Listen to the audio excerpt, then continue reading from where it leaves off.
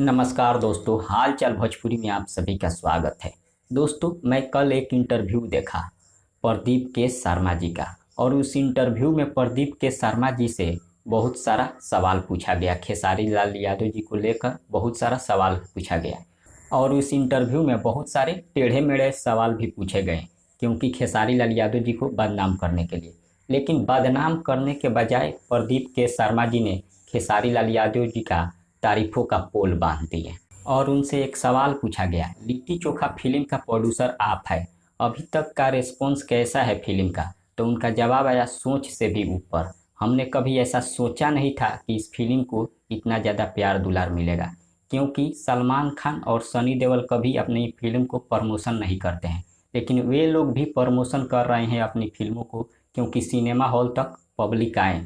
लेकिन फिर भी हिंदी फिल्मों को देखने के लिए पब्लिक सिनेमा हॉल तक नहीं जाती है।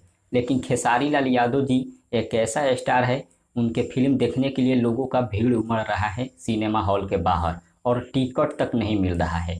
प्रदीप के शर्मा जी का जवाब था।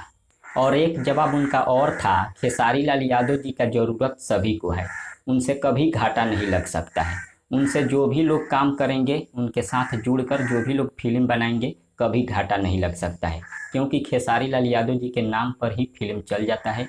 और आजकल देखने को भी मिल रहा है सिनेमा हॉल के बाहर। और प्रदीप के शर्मा जी के इस जवाब के बारे में आप सबका क्या राय है, कमेंट के जरिए हमें बताइए। फिलहाल इतना ही, मिलते हैं अगले वीडियो में।